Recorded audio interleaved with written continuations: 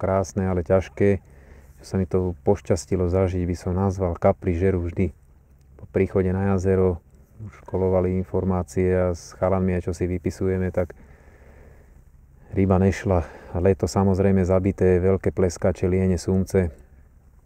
Sem tam nejaký kapor, september úplne slabý, len malé kapre sa chytali. Ku koncu septembra už sa chytili nejaké väčšie, ale vždy stále to nebolo to, čo bývalo vždy. Ten koniec septembra, október, to isté, niektoré miesta, sem tam nejaká veľká ryba, ale vidno, že na miestach, ktoré boli minulé roky produktívne, ozaj top miesta a úspešné, tak jednoducho sa tam ryba nechytala. Tento rok je výnimočný aj tým na tomto jazere, že voda je o moc rýchlejšie spúšťaná, takže už v septembri bolo pociťované na niektorých miestach, kde, ja neviem, príklad bolo 5-6 metrov, už bolo len 3 metre. A na miesto, kde som mal vytipované chytával som, tam bolo 5,40 a teraz tam bolo 1,70 m, takže aj úplne iné podmienky na vode. Takže miesta, ktoré boli dobré, zrazu boli neúspešné. Jednoducho celé zátoky alebo celé časti, kde sa najviac chytávalo, tak bolo úplne znemožnený lov, takže aj toto skomplikovalo situáciu na jazere a jednoducho tak to bolo. Pre touto výpravou som mal vytipované nejaké miesta, pozeral som si obrázky a mapy, keď bola priehrada spustená. Takže videl som nejaké lavice, pličiny, ktoré sa ukazujú, ktoré sú teraz zatopené alebo z časti odhalené a pokračujú do vody, no ale jasné, reál je úplne iný. Takže mal som také dve miesta, ktorým som sa chcel venovať. Jedno a okolie toho prvého som chytal asi 2-3 dní, tam som nemal záber, potom som prišiel na toto miesto a zas úplne jednoducho to bude znieť, ale naozaj do hodiny som mal 22,80 a potom asi 14-15 záberov som mal dokopy, ale také menšie kapre. 22,80 boli z Bioskvit plus polka popky skvit.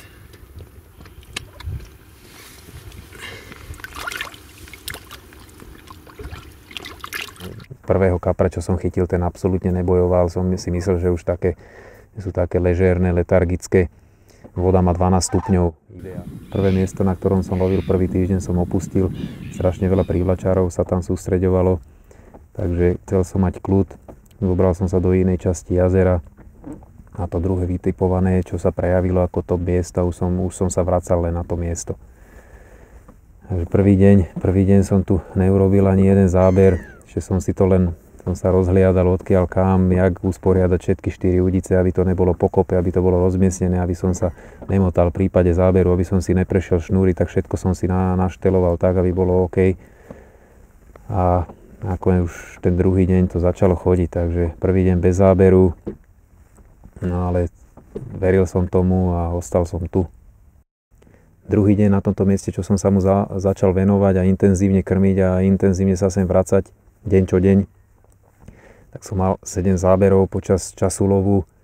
Tentokrát bolo viacej, nabehli asi také menšie, také 8, 10, 12, najväčšiu sa mal 17, ale krásne ryby. Došla taká sorta, uvidím, čo bude ďalej. Prišiel deň, objavilo sa tu viacej rybárov, ktorí chytali ščelná, kaprárov.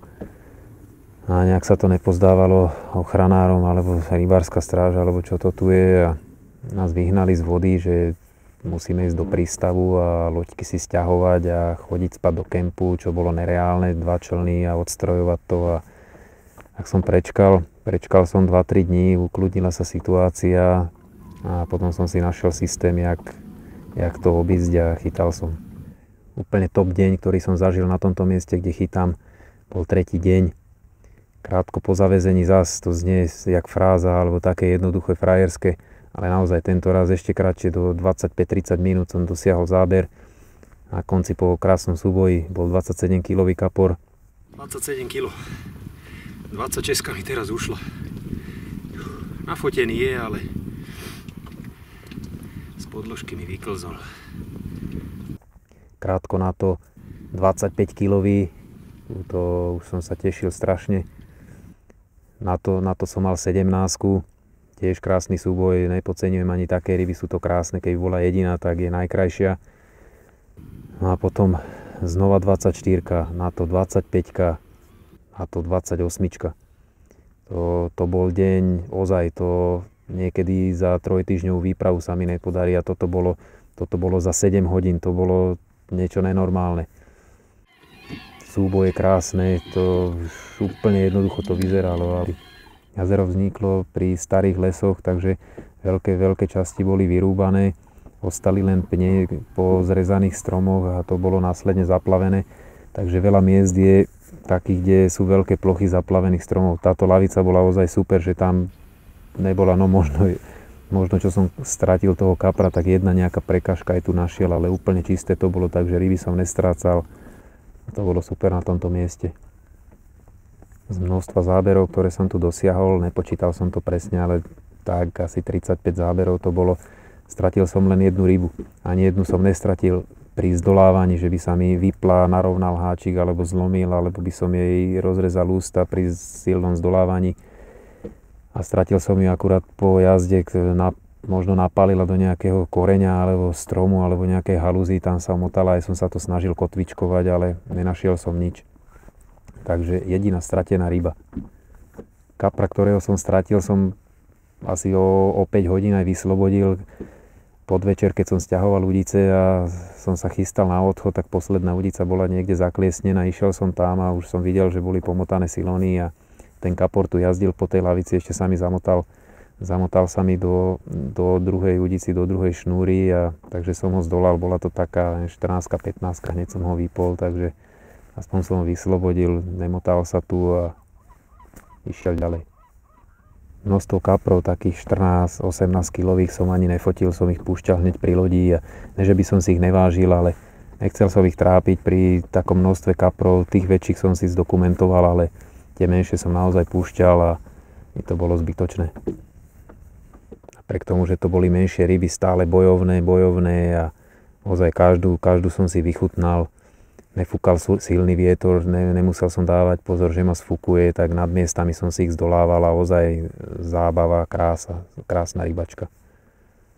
Zábery mi prichádzali počas dní, kedy pršalo, mrholilo, pofúkovalo. Keď vyšlo slnko a bolo jasno a bez vietre, tak zábery úplne ustali.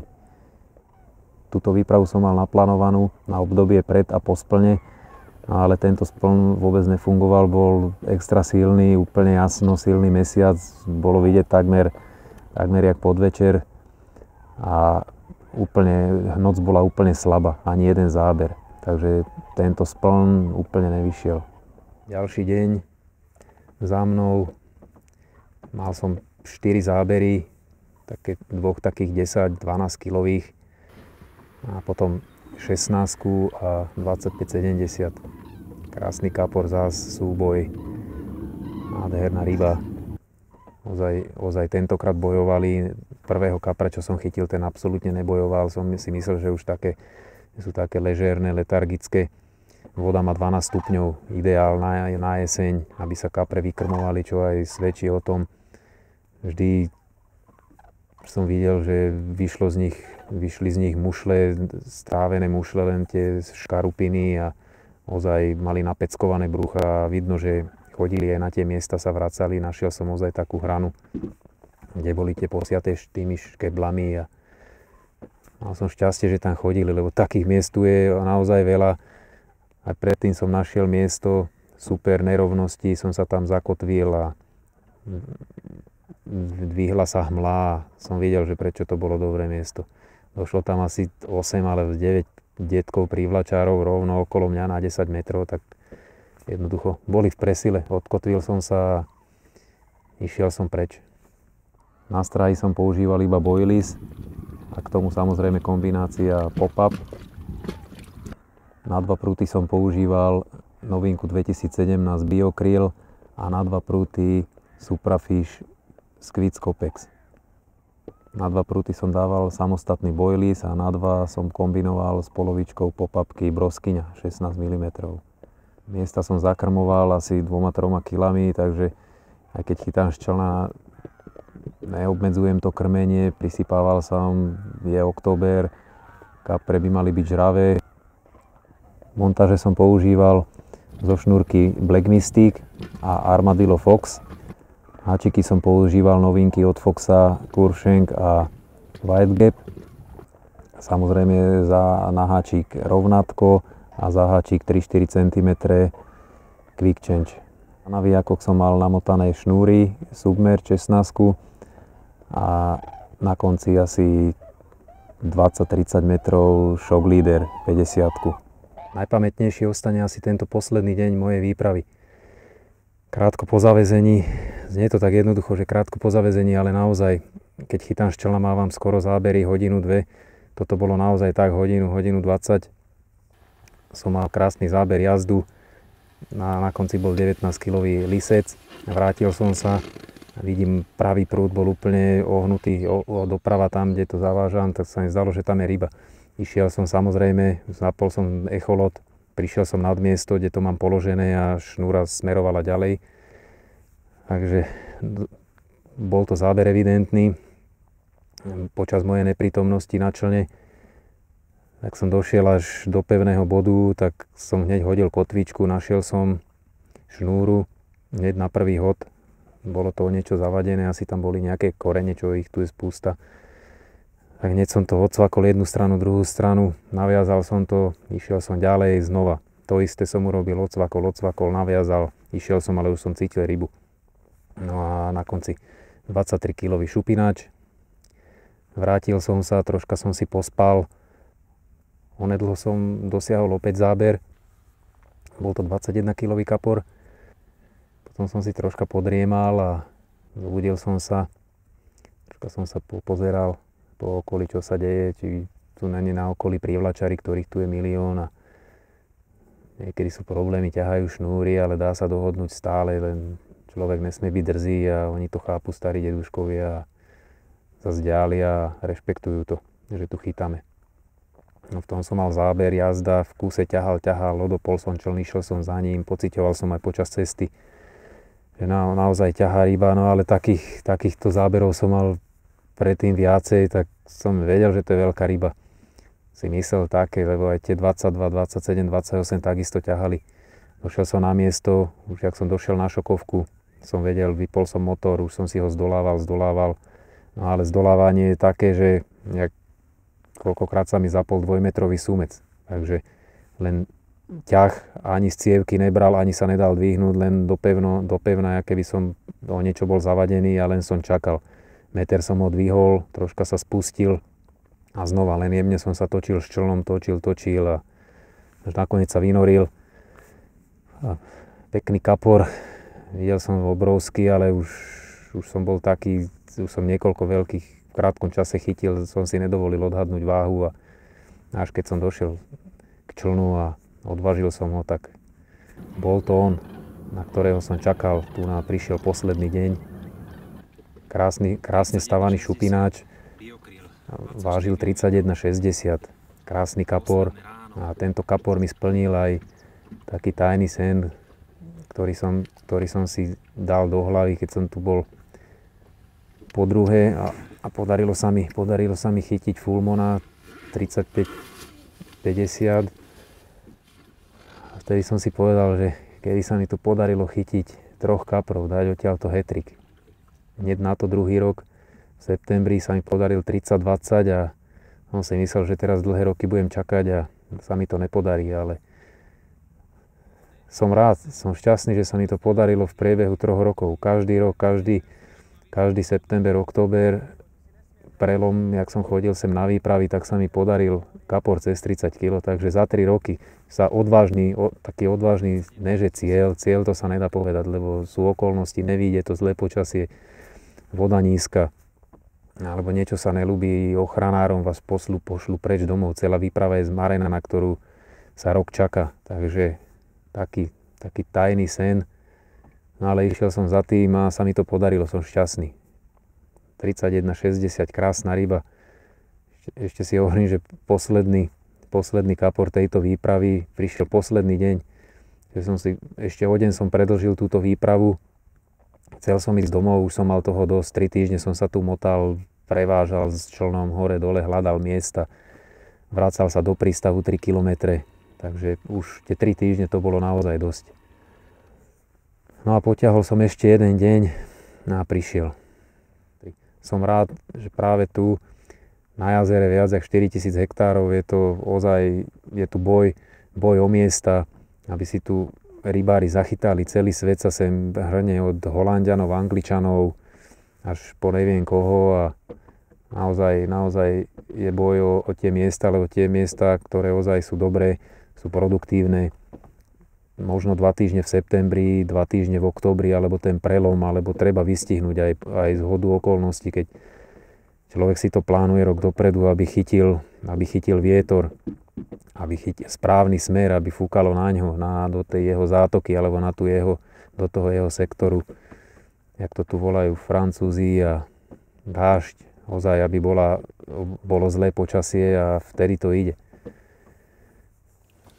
Aj Johnny išiel domov, skončili dažde, vietor, hovorí no good meteo. No ja som ostal, už len preto, že som to mal naplánované. On má domov 100 km, ja mám 1100. Takže ostal som, skúšal, naozaj prichádzali mi zábery a posledný deň už vyšlo slnko, bolo teplo. 2 týždne bola zima, naobliekaný, posledný deň som bol v krátkych rukávoch. Ja som si tak oddychoval, hovorím si, dobre, ráno to balím. No a prišiel. Predošlých 2 kaprov, 30 plus som chytil. Jedného tú 35-ku presne na spln, druhý, tuším, to bol deň alebo 2 po splne. Johnny chytil 39 na spln, takže ten spln fungoval. Naplánoval som si výpravu tento rok takisto pred splnom a po splne, ale spln úplne nevyšiel. V tú noc ryby absolútne nebrali a mesiac bol strašne silný, úplne jasno, bolo vidieť skoro jak cez deň. Netrebalo ani čelovku používať a asi to nevplývalo tentokrát dobre na ryby, ale po Hejlove, kde sme s Jožkom zvíťazili na pretekoch a na Šírave, kde sme skončili 3. na Šíravskom kaprovi, tak ďalšia výprava, kde som testoval a skúšal loviť na novinku 2017 Boilies Legend Biokryl. Značnú časť kaprov som ulovil práve na tento Boilies a myslím si, že do ďalších rokov, do ďalších sezón to bude po Bioskvide moja top gulička. A to by bolo všetko k tejto výprave, ktorú som si užil. Zo začiatku to tak nevyzeralo, zo začiatku som sa trápil, chodil som, nevedel som tie ryby nájsť a nakoniec to dopadlo. Splnil som si to, čo som si nepredstavzal, ale také, po čom som túžil, jednoducho. Prajem vám krásne úlovky na ďalšiu sezónu, nech sa vám darí a pozdravujem vás všetkých.